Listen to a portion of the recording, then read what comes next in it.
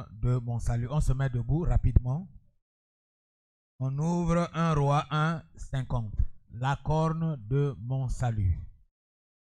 1 Roi 1, 50.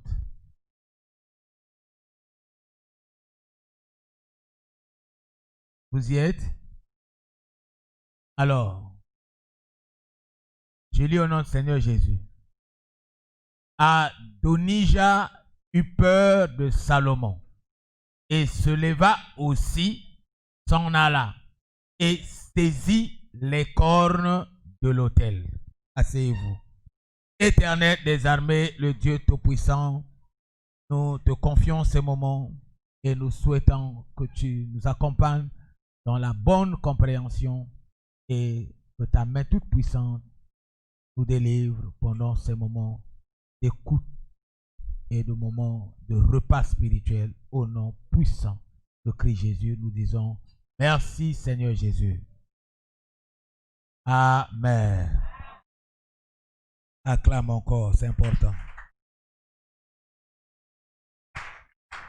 Alors, Adonija saisit les cornes de l'autel. Qu'est-ce que cela veut dire? Ici, Adonija et Salomon, ce sont les deux enfants de David. David, un expérimenté, David a eu à son époque une opposition que personne n'a jamais vue, n'a jamais eu. David a eu une adversité compliquée. Il y a eu des combats de gauche à droite. Même son propre roi était contre lui. Et du côté des Philistins, il avait aussi tué leur Goliath, leur guerrier. Donc ils étaient aussi à sa poursuite. Donc David a expérimenté tous ces moments-là. Donc certainement, il a expliqué des choses à ses enfants. Donc Adonija, c'est l'enfant de David. Salomon aussi, c'est l'enfant de David. Et ces deux enfants, après que David est mort, ces deux enfants étaient en train donc de disputer le pouvoir. Et donc Salomon avait une avance sur Adonija. Et la Bible dit Adonija eut peur de son frère Salomon et il fouilla dans le temple. Il saisit les cornes de l'autel. À l'époque, l'autel de parfum dans le temple, on mettait 4 cornes tout autour de la boîte qu'on appelle autel, comme ici. Les 4 coins, on met des cornes fabriquées en bois. Et ces cornes-là servaient de l'expiation du sang. Lorsqu'on tue l'animal qui remplace la vie d'une personne, le sang, on vient verser donc dans les cornes. Je veux que vous compreniez. C'est ça ce qui se passait à l'époque physiquement. Alors, pourquoi Adonija doit fuir, saisir les 4 cornes? C'est ce que nous devons comprendre aujourd'hui. Donc, ce n'était pas facile pour Adonija après avoir perdu, comme aujourd'hui, les élections. Après avoir perdu les élections, on te poursuit. Avant aussi, à cette époque, c'était pareil. Donc, lui, il a perdu la bataille. Donc, d'être roi. Et Salomon, lorsque Salomon a pris le contrôle, Salomon s'est mis à sa poursuite pour le tuer. À l'époque, on ne jouait pas.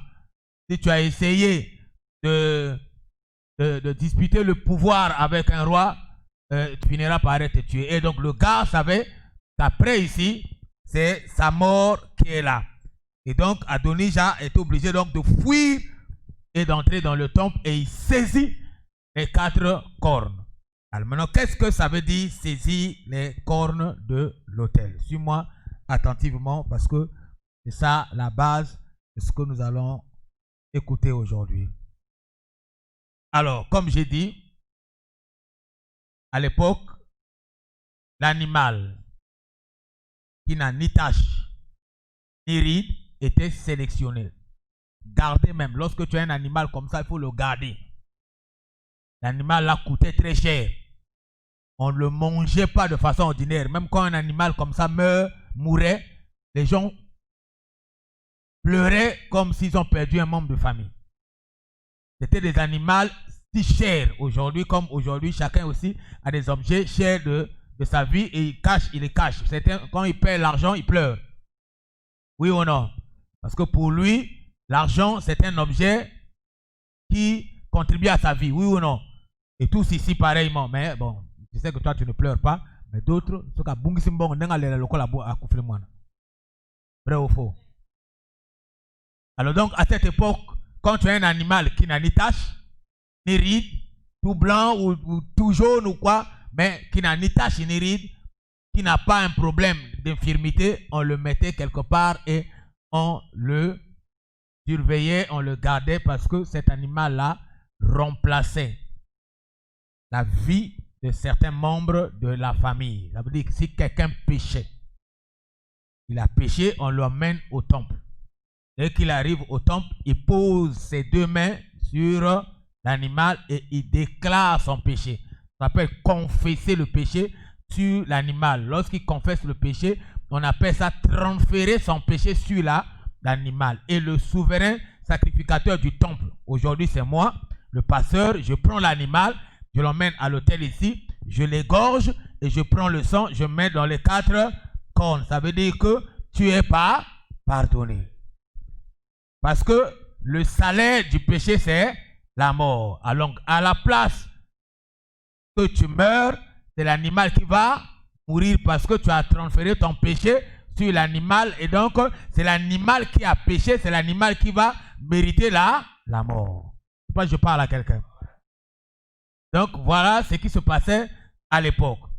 Et donc, si c'était un péché collectif, un péché familial. On trouve que dans la famille, il y a 5-6 personnes. Au lieu de tuer 5 animaux, hein, on choisit un seul animal et les membres de la famille, au nom de la famille, le chef qui représente, il déclare le péché au nom de la famille. Il transfère le péché de tous les membres de la famille sur l'animal. Et ça, c'est de façon périodique. On déclare les jours où, si tu veux, 3 mois, tu déclares, je transfère le péché de mon fils, un tel, de ma femme et de moi-même sur cet animal pendant 3 mois.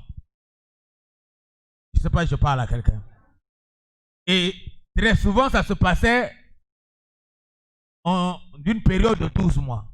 Donc, c'est pendant une année qu'on transférait le péché. Donc, après 12 mois, il faut encore venir faire la même chose parce que le sang que vous avez versé a le pouvoir de vous protéger que pendant 12 mois. Je ne sais pas si je parle à quelqu'un. La sécurité qui est réservée au sang versé dans les cornes, les 4 cornes, n'auront effet que pendant la période que vous avez définie. La période que tu as déclarée sur l'animal. Et c'est cette période-là que le souverain sacrificateur emmène à l'autel et il déclare. Et dès qu'il déclare, le ciel aussi accepte et valide. Et donc, s'il y avait la mort qui était derrière vous, la mort ne vous atteindra plus pendant 12 mois. Lié à ce péché-là, parce que le salaire du péché, c'est quoi? La mort. La mort dans tous les domaines. Alors, lorsque vous venez déposer la mort devant l'autel par un animal, quelle que soit la mort, que ce soit la mort commerciale, que ce soit la mort des affaires, que ce soit la mort morale, la mort physique, aucune mort ne vous atteindra. Donc c'était comme ça que les choses évoluaient à l'époque. Parce que quand tu regardes Romains 6, 23, il te dit que le salaire du péché, c'est la mort. Il faut qu'on appuie ce que nous disons par les écritures bibliques. Est-ce qu'on peut avoir Romains rapidement au tableau? S'il y en a, s'il n'y en a pas, on avance. On lit quand même Romains 6, 23. Trouve ton Romains 6, 23 dans ta Bible. Après le livre des Actes des Apôtres, tu trouves Romains 6.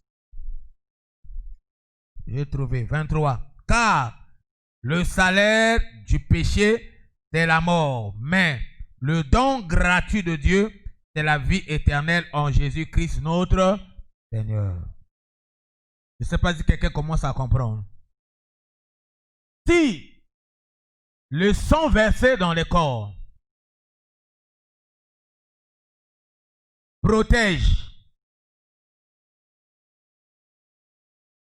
celui qui a transféré le péché et que c'est l'animal qui meurt à sa place. Donc, les cornes ont servi de le protéger. Le don gratuit de Dieu. À l'époque, ce n'était pas gratuit, il faut le mettre les cornes. Aujourd'hui, c'est gratuit. À l'époque, il faut acheter un animal. Et il était cher. Ce n'était pas un animal qu'on peut trouver n'importe où. Sans tache, ni ride, ni infirmité. Ce n'était pas un animal n'importe qui. N'importe comment on trouve dans la rue ou bien là à la place du marché. Non. C'était des animaux super gardés et super rares. Alors,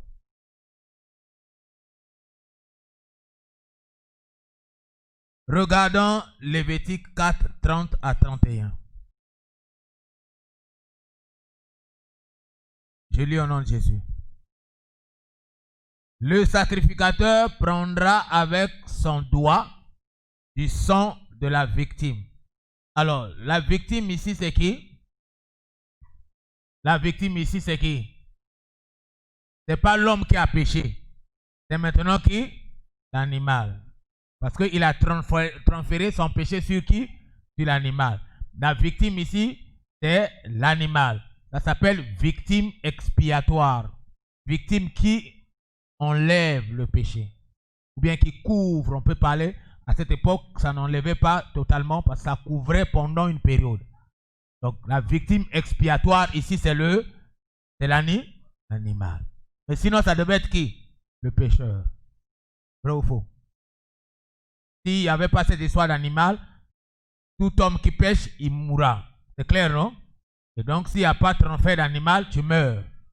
Et ici, il faut faire vite pour transférer son pouvoir, plutôt son péché sur un animal afin que le sacrificateur égorge l'animal et verse le sang. Lorsque le sang est versé, la victime, ça sera plus toi, c'est maintenant là l'animal qui te remplace. Et il prendra le sang de la victime et il en mettra sur les cornes de l'autel des holocaustes. Et il répandra tout le sang au pied de l'autel. On verse d'abord les cornes et on répand le reste du sang sous le pied de l'autel et il déclare. Il fait ça pour une famille. Après, il fait encore. Après, donc, au fur et à mesure, donc l'autel va se remplir certainement de plusieurs sang. Mais chaque sang crie pour le sacrificateur, non, pour le pécheur. On peut tuer 10 animaux, mais chaque animal a son sang. Hein? Et chaque animal, le sang de chaque animal crie pour soit le collectif qui a péché, ou la famille qui a péché, soit pour le pécheur qui a péché, qui est venu demander pardon et à sacrifier un animal. C'est clair là? Jusqu'aujourd'hui. Jusqu'à là. Ok. Le sacrificateur ôtera toute la graisse, comme on ôte la graisse du sacrifice d'action de grâce, et il la brûlera sur l'autel. Et elle sera d'une agréable odeur à l'Éternel. C'est ainsi que le sacrificateur fera pour cet homme l'expiation et il lui sera pardonné. Est-ce que je parle à quelqu'un?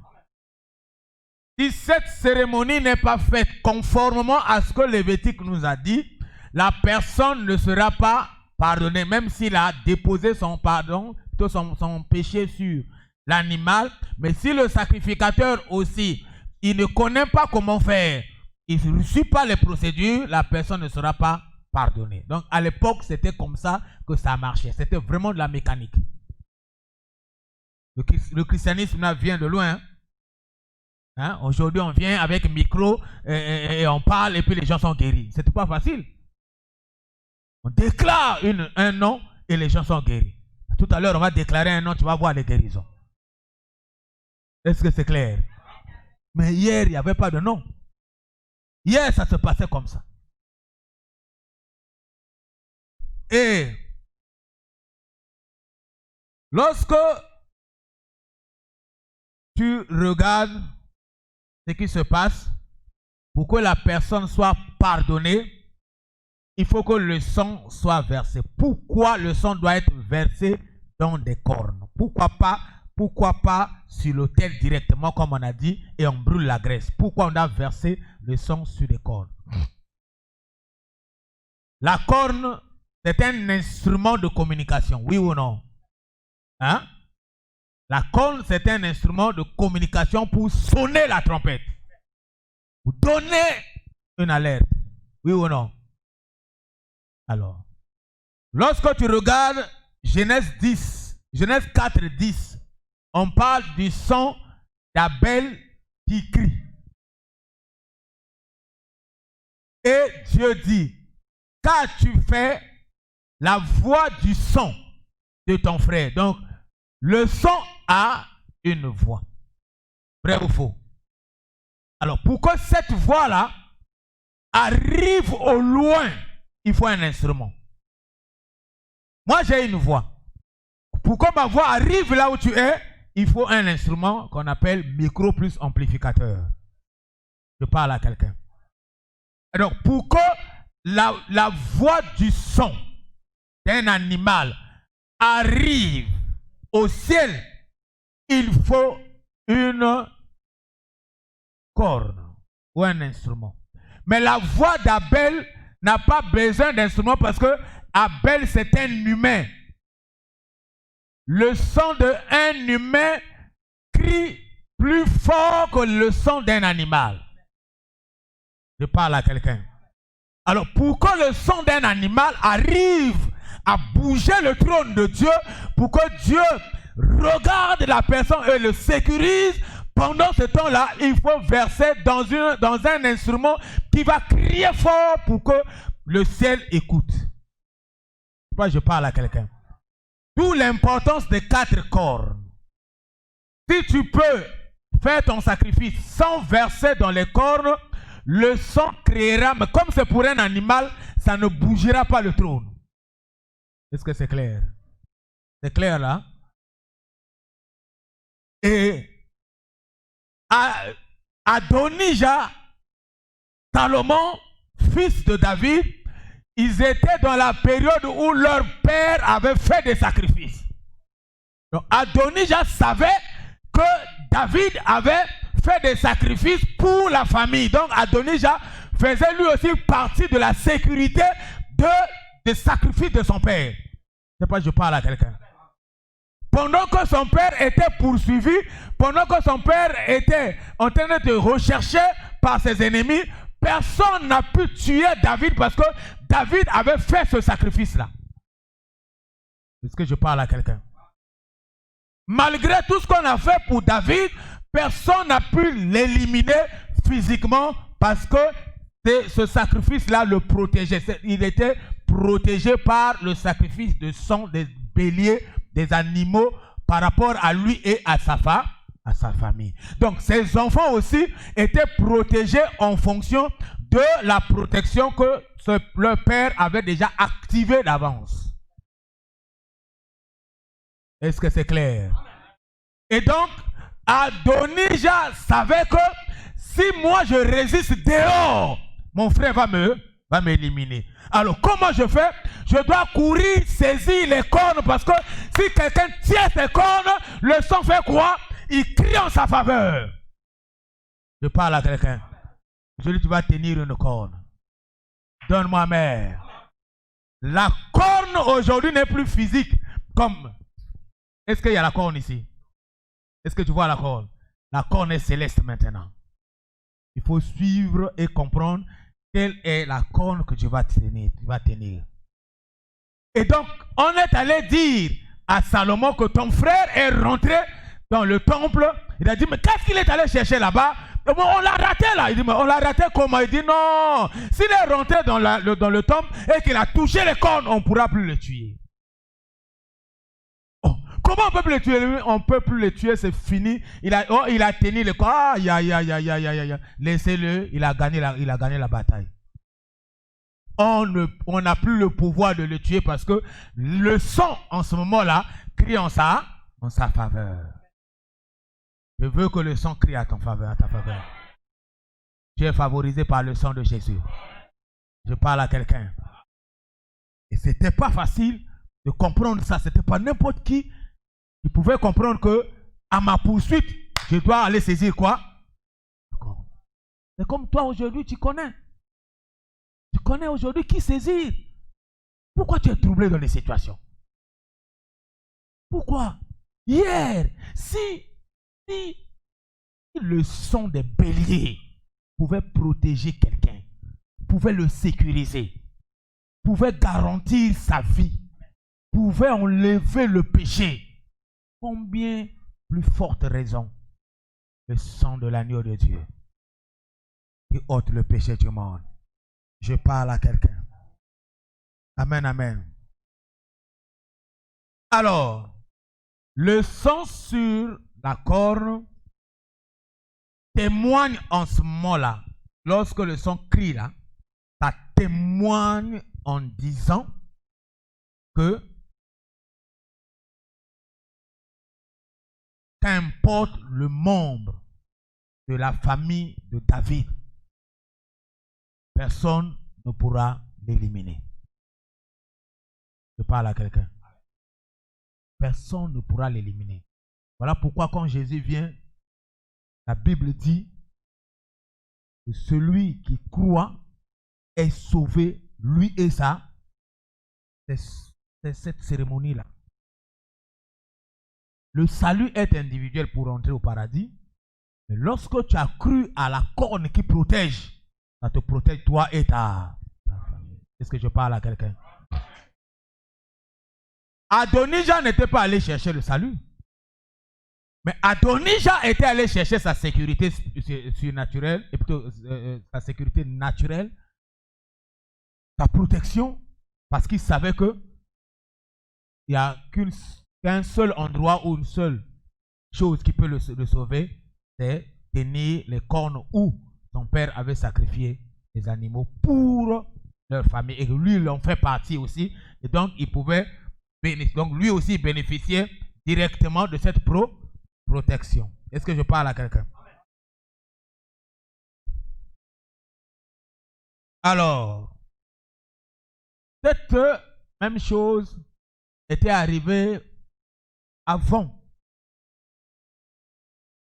Très très loin, David aussi s'en est inspiré. Mais regardons l'origine de cette affaire-là, le pouvoir qui est dans le sang. C'est vrai que lorsque tu regardes aussi dans le jardin, Adam et Ève pêchent et ils se cachent avec les feuilles de manioc. Dieu vient, dit mais pourquoi vous êtes, oh non, nous sommes nus, voilà pourquoi on a fabriqué les habits de feuilles. Mais les habits de feuilles vont se sécher tout à l'heure. Hein? Tu as fait ça le matin vers 15 h, surtout quand il y a beaucoup de soleil là, à Kassatou et San. Et Dieu leur dit, venez, et Dieu a pris un animal, le premier animal égorgé, pour les couvrir. Et donc, l'expiation des animaux couvre simplement. Et donc, Dieu a tué un animal et a pris la peau de l'animal à fabriquer les habits. Donc, lorsqu'on dit femme soit vêtue d'une manière décente avec pudeur, les habits sont bibliques. Et donc, tu dois couvrir ton corps. Donne-moi amen, ça. Là, tu veux que je change encore, je ne change pas. Je ne parle pas de ça. Mais ce qui est vrai est que tu dois te vêtir de manière propre, avec dignité de ton corps. Dieu lui-même a protégé la dignité d'Adam et... Est-ce qu'Adam et Ève, ils étaient mariés, oui ou non? Hein? Est-ce qu'ils étaient mariés? Oui. Ils s'étaient mariés. Leur père c'est qui? Dieu. Leur mère c'est qui? Dieu. Le maire c'est qui? Dieu. Le témoin c'est qui? Dieu. Est-ce qu'il y avait une troisième personne? Alors pourquoi Dieu était obligé de le couvrir? Bah moi ça me va pas non. Hein? C'est pour dire que regarder le mutakala de l'autre là, c'est pour un moment seulement. Dès qu'on finit de regarder ça, on doit se couper. Est-ce que je parle à quelqu'un? Ouais, donc tu dois te vêtir normalement. Tu dois pas être là comme, oh non, je suis à la télé, je vois les blanches. Ça, c'est les démons qui marchent à la plage nue là. C'est des démons. Donne-moi amen. Il faut savoir que le diable a essayé de modifier ce que Dieu a fait, mais nous, la Bible nous recadre et nous emmène à l'authenticité de ce que, ce que Jésus a voulu faire dès le commencement. Est-ce que je parle à quelqu'un? Exode 12, 3, 7, 13 et 2. Exode 12. Prends le livre d'Exode.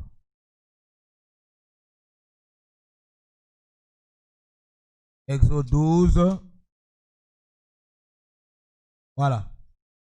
3. Je lis.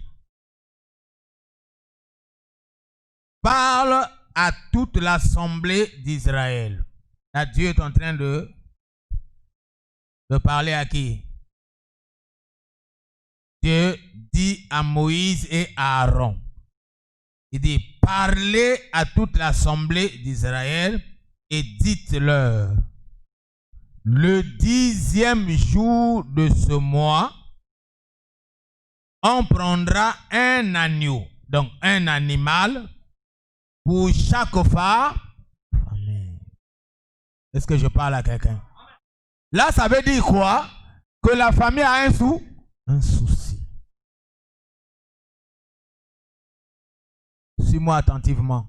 Quelque chose se passera aujourd'hui dans ta famille. Donc, un animal devait représenter une famille. Un agneau pour chaque maison. La maison aussi, ça peut être une famille d'une seule personne. Est-ce que je parle à quelqu'un?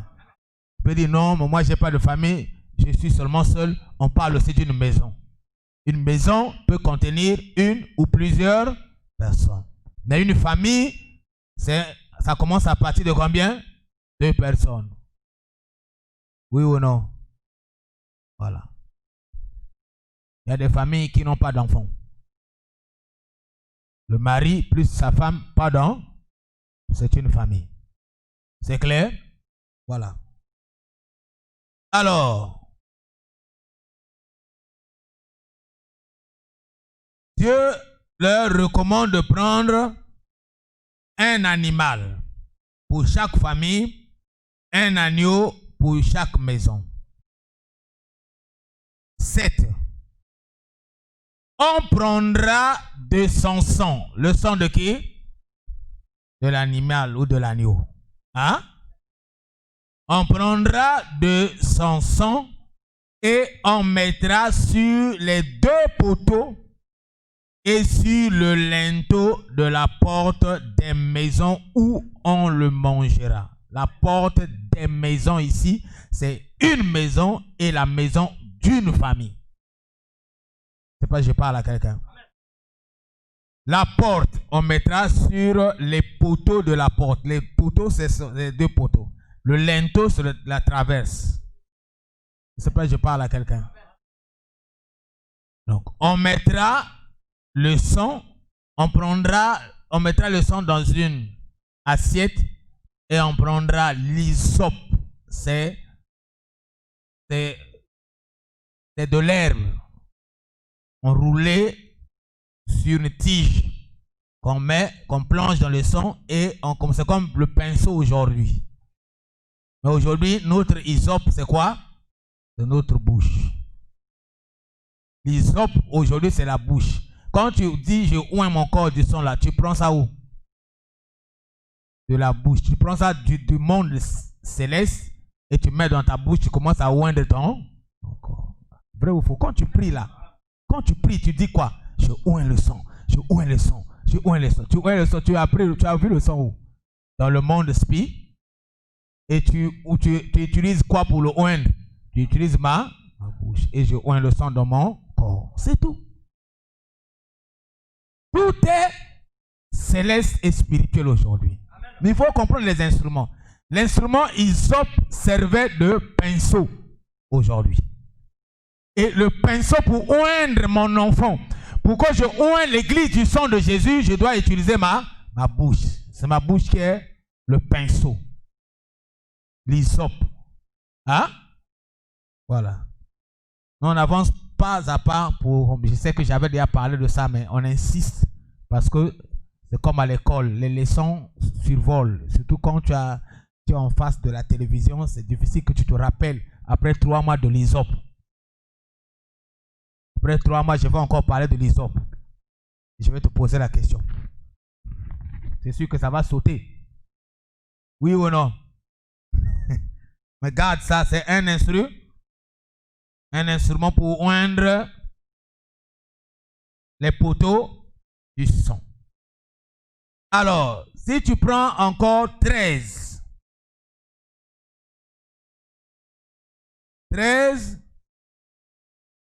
le son qu'on a oint là, c'est le son de qui? Le son vous servira, le son de l'animal là qu'on a oint, qu'on a peinturé. Hein? Si vous voulez qu'on parle français terre à terre. Hein? Jumbo Kambo. Il faut répondre pour que... On a peinturé les 2 poteaux et le linteau de la porte par le son. Ça devient quoi? De quelle couleur? Rouge. Et donc, le son là provient de qui? De l'agneau. Et l'agneau sans tache et n'éride. Si tu lis bien Exode 12 là, tu vas trouver le caractéristique de l'agneau. C'est clair? On ne veut pas rentrer dedans. Maintenant, 13 dit ceci. Le son vous servira. Ce son là vous servira de signe sur les maisons où vous serez. Je verrai le son là, le son de l'animal. Moi, je verrai ce son là et je passerai par dessus. Je ne sais pas si je parle à quelqu'un.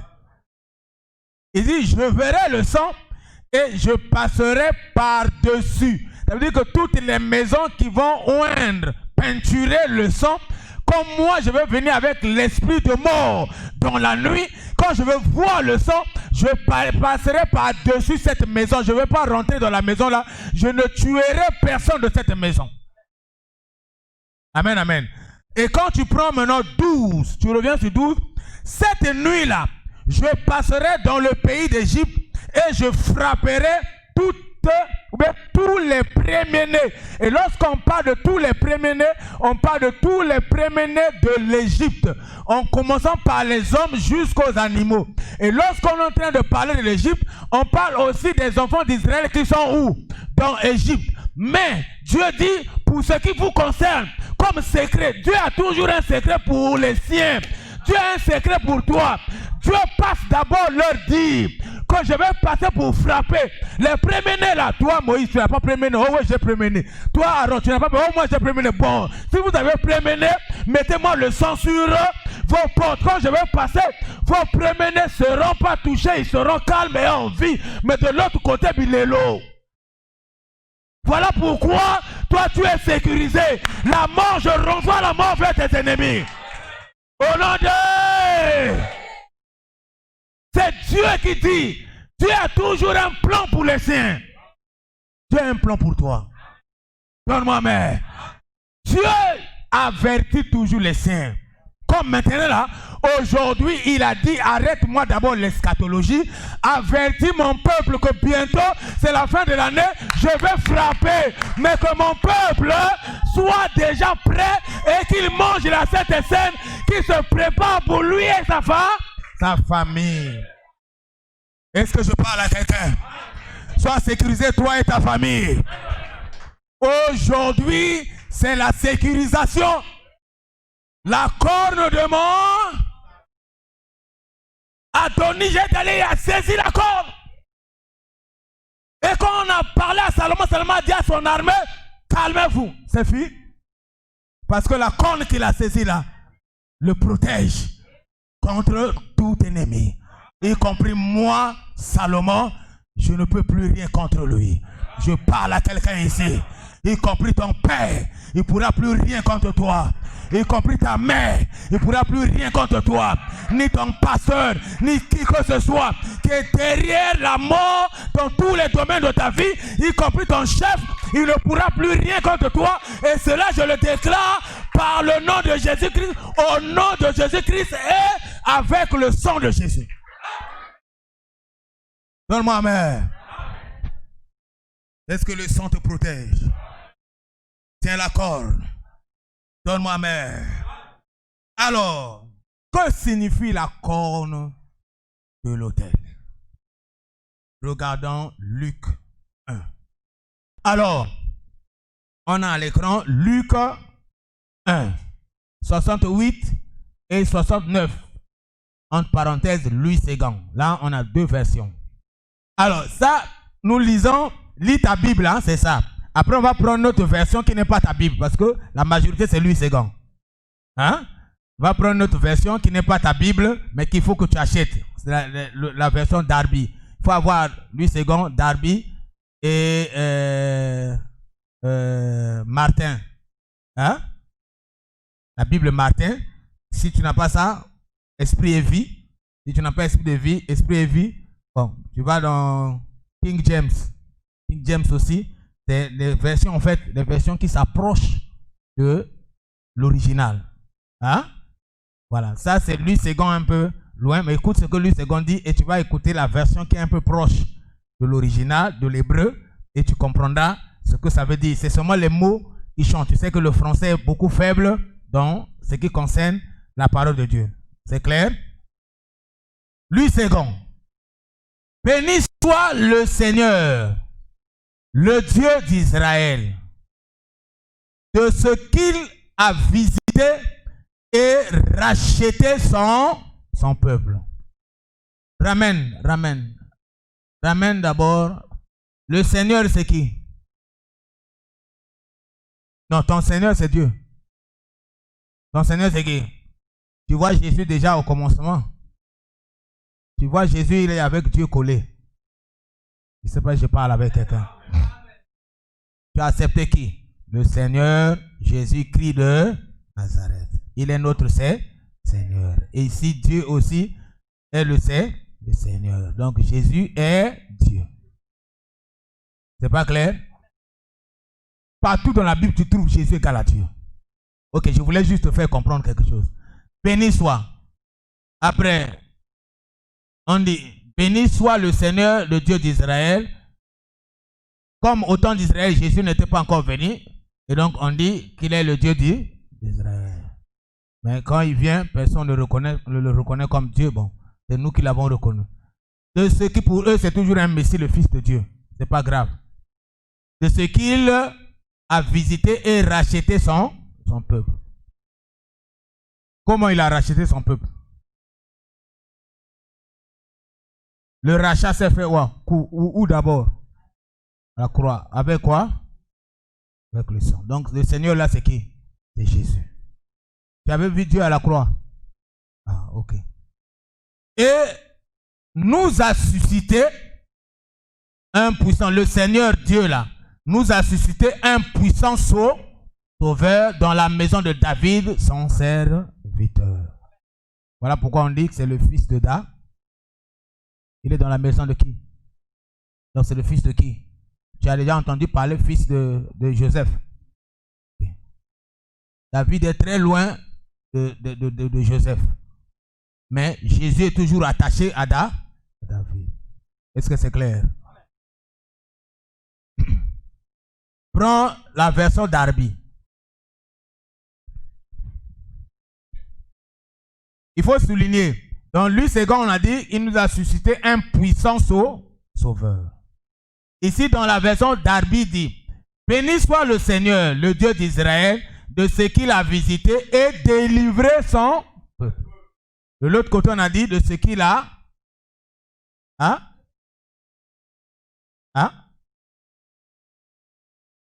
Non, là-bas, c'est racheter. Ici, c'est délivrer. Est-ce que vous comprenez? C'est la même chose. Ici, c'est l'original, c'est la délivrance, c'est notre délivrance. Dieu nous a délivrés de l'emprise de qui? De Satan. et en nous rachetant par son sang. C'est clair? Ensuite, et nous a suscité une... Là-bas, on a dit un puissant. Est-ce qu'on a lu avec quelqu'un ici? Lui, second dit un puissant. Darby dit une corne de délivrance. Est-ce que je parle à quelqu'un? Donc, si lui, second, nous présente le Sauveur comme un puissant, mais Darby nous présente le Sauveur comme une corne. Et donc, la corne, c'est donc la puissance qui sauve. Est-ce que je parle à quelqu'un? Est-ce que je parle à quelqu'un? Et donc, si aujourd'hui, la corne n'est plus physique, la corne est maintenant spirituelle ou bien céleste. La corne étant céleste, il faut voir qui, de façon spirituelle, nous a sauvés. Celui qui nous a sauvés s'appelle Jésus-Christ de Nazareth. Nous sommes sauvés par Jésus en fonction de son acte à la croix. Et donc, Jésus représente valablement la corne du salut aujourd'hui. Je ne sais pas si je parle à quelqu'un. Alors, donc, si tu es en poursuite d'un démon maléfique, en poursuite de la mort face au péché que tu as eu aujourd'hui, depuis janvier, aujourd'hui tes péchés seront pardonnés parce que tu aurais saisi la corne du salut. Je ne sais pas si je parle à quelqu'un. Je dis pas demain. Je dis aujourd'hui. Si hier, tu as commis un péché qui a provoqué une poursuite et que la mort te poursuit jusqu'à aujourd'hui, l'Éternel a créé ce programme pour mettre fin à cette mort-là. Parce que je crois que tu saisiras la corne aujourd'hui. Dis, je saisis ma corne. C'est la corne de mon salut. Au nom de... N'oublie pas que cette corne n'est pas seulement pour le salut. On dit, c'est aussi la corne de la délivrance. Alors, si tu étais bloqué quelque part, freiné quelque part, je déclare que tu reçois ta délivrance aujourd'hui parce que tu aurais saisi aujourd'hui même la corne qui délivre. Quelqu'un ne comprend pas, on dirait. Comprenez? Hein? Que Dieu bénisse. Il faut la climatisation. Hein? Amen, amen. Là, seulement sans climatisation, c'est pas bon là. Alléluia. Donc, la corne de délivrance est un puissant sauveur. Dès qu'on a saisi la corne, on a saisi la puissance qui sauve, la puissance qui délivre. Et donc, Adonijah savait que s'il saisissait les cornes qui se trouvent sur l'autel, dans le temple, il serait protégé. C'est pour ça qu'il a couru vite avant que la mort puisse l'atteindre. C'est pour ça que tu ne peux pas faire une semaine sans venir à l'église. C'est à l'église là où on vient tenir la corne. Il faut venir tenir la corne. Nous marchons dans le monde de péché, là où tout est confondu. On ne sait pas qui dit vrai, qui fait la vérité, ou bien qui fait quoi et qui fait quoi. On est dans le bus où il y a tout le monde. On ne sait pas qui vient d'un féticheur ou pas. Mais tu es assis dans le bus avec quelqu'un qui est à côté, qui vient à peine même de sortir de la maison du fétiche. Tu parles à quelqu'un. Alors, en ce moment-là, quand tu es assis avec lui et que tu venais de tenir la corne, ou bien tu es en train d'aller pour tenir la corne, ça va anéantir tout son pouvoir. Je parle à quelqu'un. C'est la corne qui te sauve. Donne-moi main. Alors, regarde 2 Samuel 22. En Louis II et en Darby. 2 Samuel 22. 2 Samuel 22, Louis II. David adressa à l'Éternel les paroles de ce cantique. Ici, là, c'est quand David était vraiment dans la joie par rapport à ce que Dieu lui avait infligé comme traitement de délivrance. Lorsque l'Éternel l'eut délivré de la main de tous ses ennemis et de la main de Saoul, il dit, écoute maintenant ce que David dit, l'Éternel est mon rocher, ma forteresse, mon libérateur. Dieu est mon rocher et je trouve un abri, mon bouclier et la force qui me sauve. Souligne ça. La force qui me sauve. Ma haute retraite et mon refuge. Oh mon Dieu sauveur, tu me garantis de la violence. Est-ce que quelqu'un peut prendre ça pour lui? Hein? Darby. Non, je m'écris, loué soit l'Éternel et je suis délivré de mes ennemis. Il est certain. Darby. Darby dit, et David adressa à l'Éternel les paroles de ce cantique le jour où l'Éternel lui délivra de la main de tous ses ennemis et de la main de Saoul. C'est ce jour-là que David a reconnu que c'est effectivement Dieu est ma force. David venait de dire ça parce qu'il avait lui aussi expérimenté la puissance des cornes. Hein? Lorsqu'il saisit les cornes, Saoul et ses ennemis se sont restés dehors et personne n'a pu l'atteindre. Est-ce que c'est clair? Il dit, l'Éternel est mon rocher et mon lieu fort et celui qui me délivre. Dieu est mon rocher, je me confierai en lui, mon bouclier et la corne de mon... Sur Louis II, je t'avais demandé de souligner quoi? La force de mon... Donc Louis II a omis à la place de la corne de mon salut, Louis II a mis quoi? La force de mon salut. Ça veut dire que Louis II est vraiment très loin. Et si tu t'arrêtes seulement à Louis II, tu vas prendre ça seulement comme une force. Mais ici, David est en train de parler de la corne carrément. Donc Jésus-Christ, c'est une corne qui sauve. Je parle à quelqu'un. Ici, c'est plus proche. Alors, on va vers la fin pour donc passer à la synthèse. Regarde Jean 1, 29.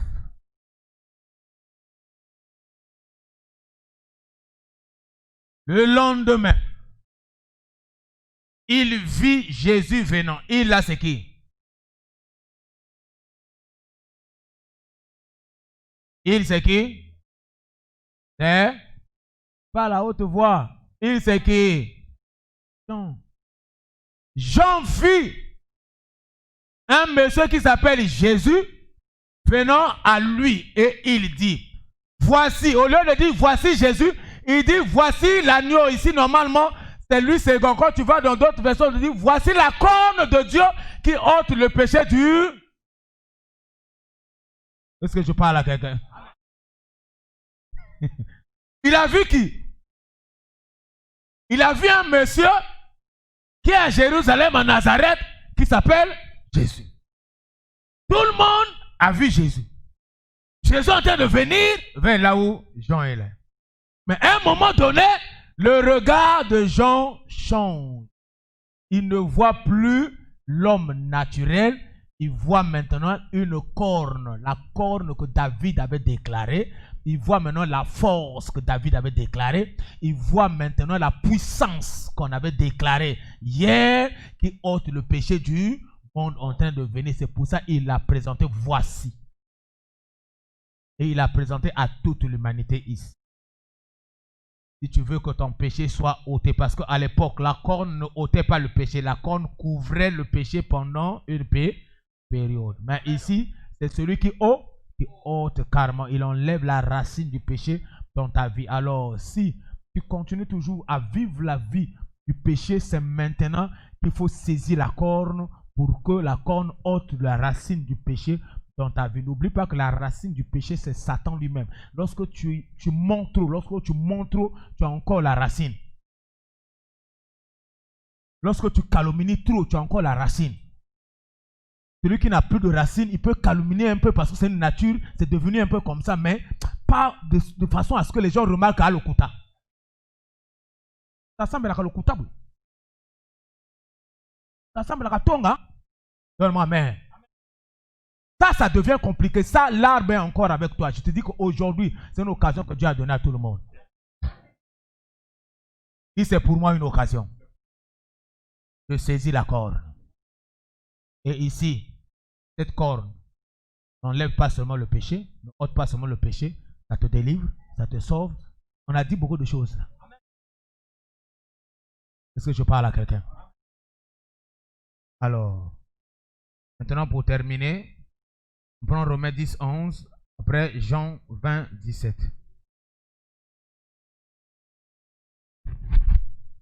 Romains 10.